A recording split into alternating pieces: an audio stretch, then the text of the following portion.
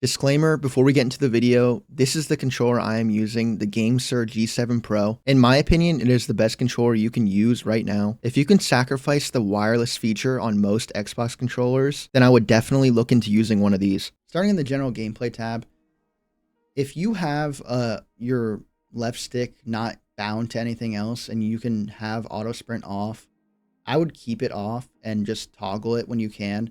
I have it on just because I don't have an extra button to use to toggle my sprint.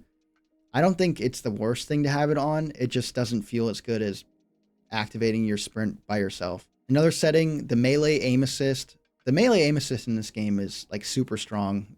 I'm pretty sure this is just for the quick punch. You'll know when it toggles, and most of the time if you're meleeing in this game, or at least quick meleeing, you'll see how strong it is. I keep it on. If it feels better off, that's up to you. Starting with the controller bindings, I have it on directional equipping. I think it's the best if you have extra buttons like to bind to the D-pad. Like I have 2 extra buttons on the top of my controller to use for the, I think, left and right D-pad.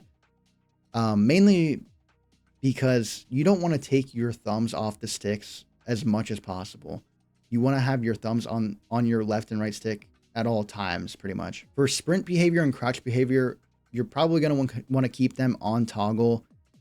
To me, it just feels weird holding them in. But if you have auto sprint on, the sprint behavior obviously doesn't matter to you. Zoom and interact behavior, you want to keep on hold.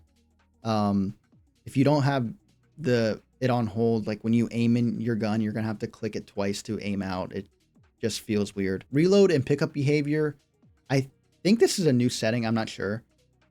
What happens is when you go to reload and you're near something you want to pick up, if you tap it once, it'll reload. But if you tap it twice, it'll pick up what's in front of you. I think it just feels better on the prioritized reload. Onto the controller binds or the key binds, however you want to call it. Most of them I have the same or similar to the way it's set up originally.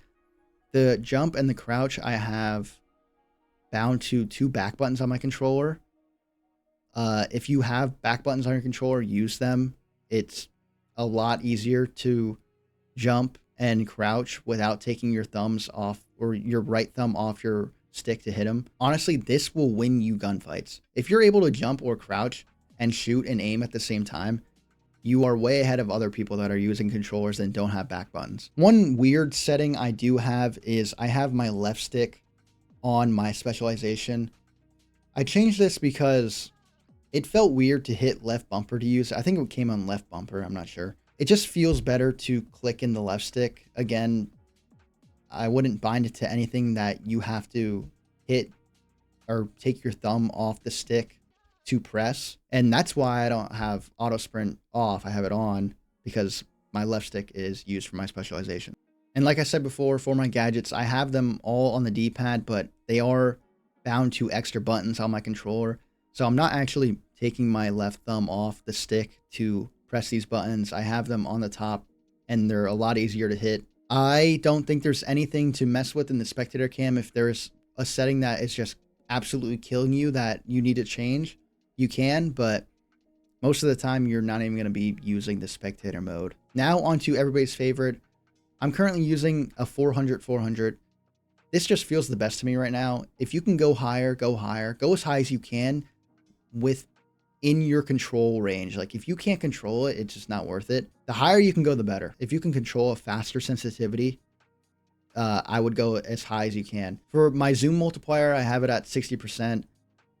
You definitely want to play with this. And if you're struggling to hit shots at long range, you're going to want to turn it down and keep turning it down until you are confident in hitting shots at longer ranges. This is just going to help with micro adjustments when you're shooting people at longer ranges. It'll hurt in close range fights if you're trying to turn with your zoom in, but most of the time in close range, if someone's moving across your screen, you're going to unzoom and then zoom in near them and you'll be able to adjust. So you don't want to turn it too low, but lowering it is going to benefit for those long range fights. For scope multiplier, I have it at 93. It's something you can definitely mess with. I don't really play the sniper too much. You don't want it too low because if you have it really low, it's just going to feel super sluggish and slow and you're not going to be able to zoom in and aim. I would mess with this, keep it around 100 so you can drag scope and quick scope. I would keep the focal length sensitivity scaling on. I don't have look acceleration on because it makes it less responsive apparently. I never used it. Now for the look response curve, right now I'm using linear. It has just felt the best to me. There is exponential and sinusoidal, whatever. Linear is just a straight line. The more you move, the faster it goes. I mean, it says it right here. It's a directly maps your input for 1:1 ratio. It just feels the most raw to me. Exponential is easier for like making micro adjustments. And the more you push your stick to either way, it'll speed up. But I think the best feeling in this game currently for me is the linear. Now for look boost, I have them all at 0. If you're using lower sensitivity, this is probably something that you should be using. Right around 400 is probably where you can get away with not using it. I hate using look boost. Honestly, it just messes with me. If you don't know what look boost does, it doesn't activate until you have your stick pushed all the way to the left or right or up or down, whatever it may be, horizontal or vertical. Feels so weird to me to have like 2 different sensitivities in your controller. And this won't ever kick in unless you have your stick moved all the way vertically or horizontally. But when you turn this on, you'll know what I'm talking about. For your dead zone, your aiming inner dead zone, you're going to want to have as low as possible without having stick drift. If the stick drift doesn't bother you and you can just deal with it, I would put it at 0. The controller I have doesn't get stick drift, so I keep it at 0, and I have no problems at all. Now on to aim assist. This is where Embark added a couple new settings this season. Obviously, if you're playing on controller, you want your aim assist on. It makes it a lot easier. This, I turned off the disable aim assist at threshold. I don't think I ever want my aim assist to be turned off. I guess it could mess you up if it like semi sticks to someone that you don't want it to. But I've never had a problem with that in this game. The sensitivity reduction I have off, I honestly did not notice a difference when I had it on, when I was testing it. I would just keep it off. For target tracking, I keep this on at 100%. This is a lot easier to hit shots with. When someone's running and you aim in when they're running, it'll kind of guide you back to them. I keep it on, I keep it at 100%. It definitely helps. And for zoom snapping, this is when you're aiming, when you just aim in close to someone, it'll kind of keep you towards your target or push you towards your target. I would definitely keep this on. For vibration, I have this off. I hate vibration in games.